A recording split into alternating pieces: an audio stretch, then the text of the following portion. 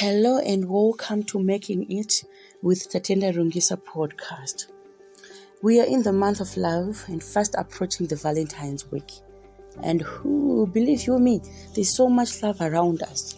There's so much preparation of gifts, flowers, restaurant dinners, lunches, you name it. It just tells me one story, that love is indeed a beautiful thing. Love has a language, and each love story is different.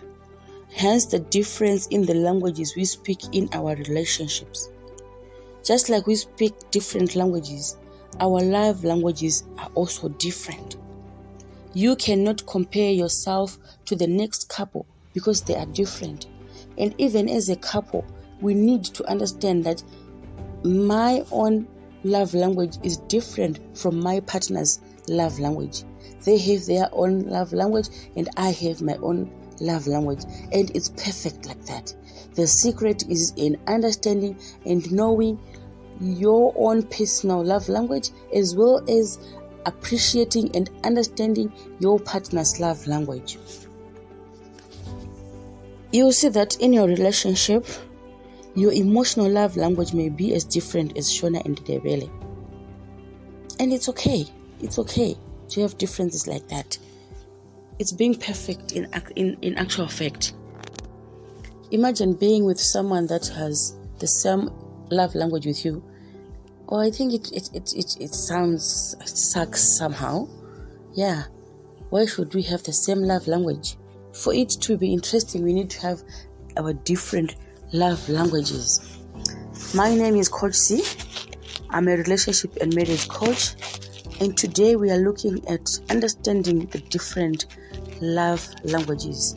And it is my hope and prayer that at the end of this session, you will have learned to appreciate and understand your partner's love language, as well as knowing and finding your own love language. You see, the problem that most of us have in our relationships is we don't even understand our own selves, and we expect the other person to understand us. How can they understand us when we don't even know who we are, we don't even know what we want, and we don't even know what language we speak in our own relationship? So at the end of the session, I hope you have been helped to understand your own love language.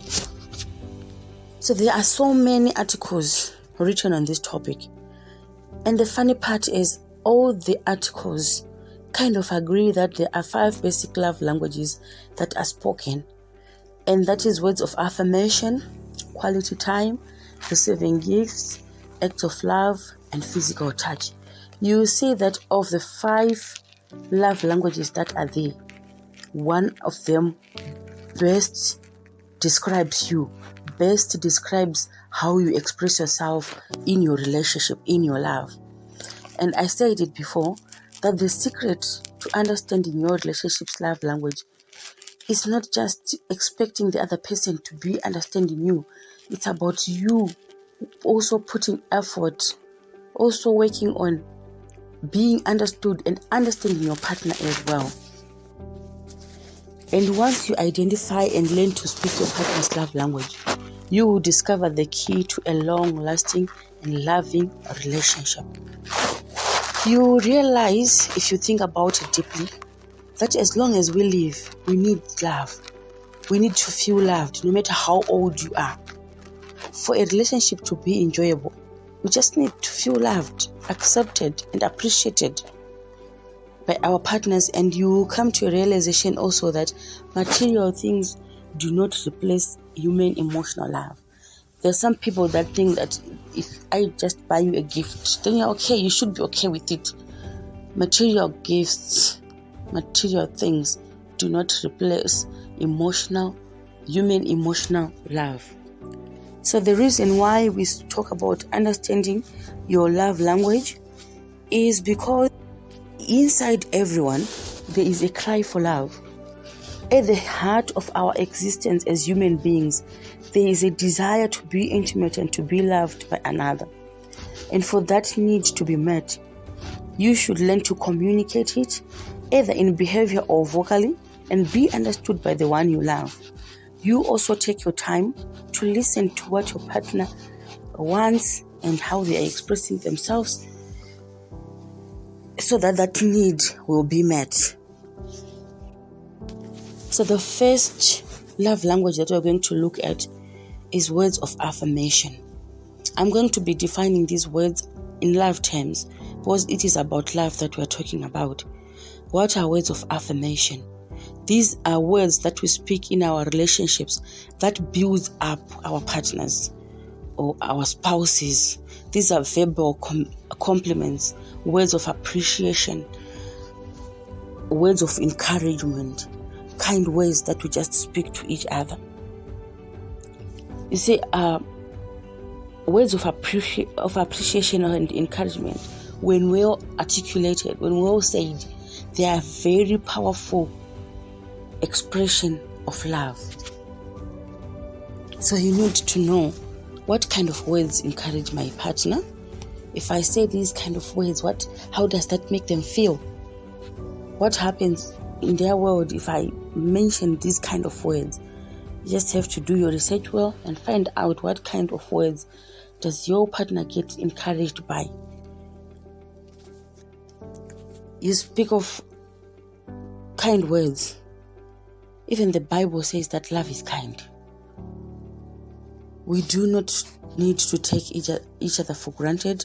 We do not need to say things to each other that we will later regret. Words cannot be erased that easily in someone's heart and mind. So let's be kind in our speaking. Let's be considerate in our speaking. And let's be humble in our speaking. Love does not demand. Love asks. It requests. So when you're talking to your partner, don't speak to them like you're speaking to a little child. And in your speaking, just be sure to be complimenting your spouse. Number 2 is quality time. Nothing replaces undivided attention from the one you love. It's not just enough to talk about undivided attention without talking about the things that make us not give each other that quality time that we so desire. These days you see that so many things take our attention. You get home, there's social media, there's TV, there's this program that you need to listen to or watch, and a little effort is being put in creating time for each other in our relationships. I tell you, the more we are doing that, the more we are shortchanging each other. Because we never grow to know each other so well if we don't spend quality time together. Just put aside a little bit of time, just 20-30 minutes for your partner. Switch off the gadgets, sit, relax, talk without shouting, without bringing up issues, just the two of you catching up on your relationship. It's important to spend quality time together. While it's spending time together, give each other focused attention. Have these quality conversations. The goal in quality conversations is listening to hear, not to respond. So we need also to learn the art of listening, to understand, not to respond. Be quick to hear and be slow to responding. Let your partner speak, and then if you need to ask questions or respond, you will respond later. And in giving each other quality time, we also talk of doing quality activities together. And then number 3 is receiving gifts. Love gives, and this is the most controversial love language that we can ever speak of, receiving gifts. We are in the Valentine's time, approaching Valentine's week. As someone will say, I don't believe in Valentine's. I don't need to buy you a gift because it's Valentine's. Oh, it's okay to think like that, because maybe your school of thought doesn't agree with that, or you were never brought up to think like that. It now takes a mature and understanding partner to know that my partner's background is like this, and so therefore I will not expect a gift from them, but I will expect their niceness, I will expect their kindness, I will expect the words of encouragement, the quality time. Yeah, you just find wherever you can fit in. You may find that when you don't believe in gifts, your partner believes a lot in gifts. So sometimes you just have to compromise a bit, relax a bit, and do it for your partner. Love gives, love sacrifices. In my own opinion, it's not about the costly of the gift. It's not about how big the gift is. It's about the act. It's about the thought that matters. You don't need to show love to something else more than your partner. There are people that love their football matches more than they love their partners. There are people who love their outings, their girls' outings, more than they love their partners. So when we say love gives, it just doesn't give gifts.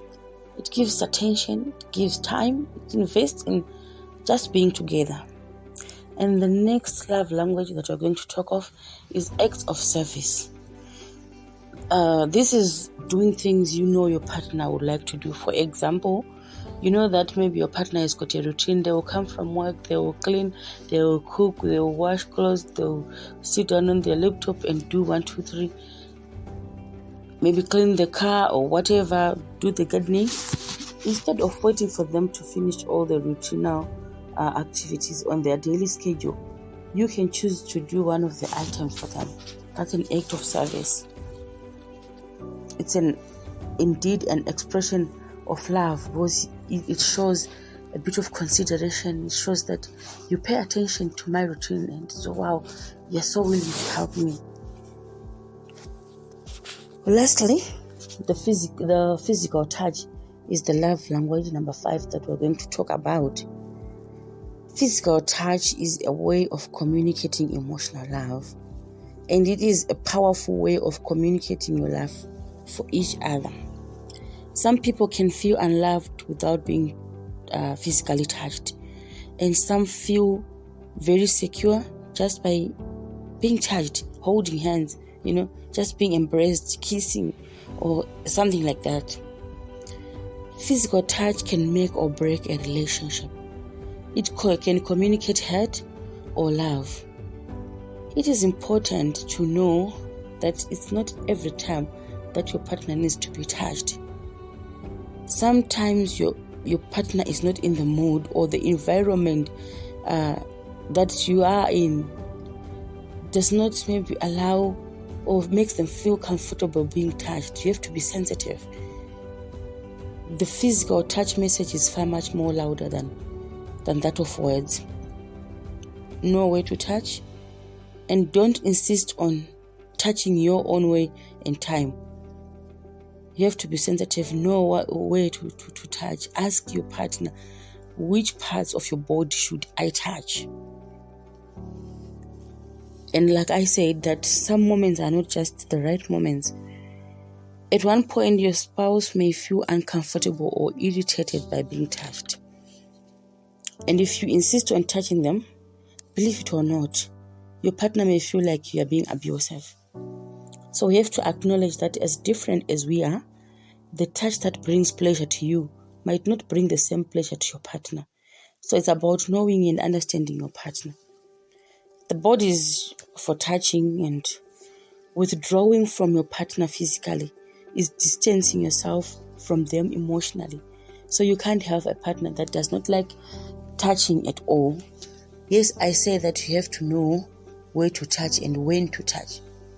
But if you have a partner that does not like touching at all, or being touched at all, then it breaks the emotional bond of the relationship. So these are the 5 basic love languages that we're looking at today. And it is my encouragement today that you discover your own love language. It will help you enjoy your relationship. Your relationship is your responsibility. Don't blame yourself, your spouse, or anything. We are all supposed to put equal effort to make it work, to make it enjoyable and for it to last. The secret to discovering yourself and understanding your partner and making the relationship work lies in love. When you make a choice to genuinely love your partner, you will see that understanding them and learning them is not much of a difficult job after all. Instead, it becomes a pleasure and you do it without much effort. So let's love and be loved. Happy Valentine's Day. For now, it's a bye. Thank you.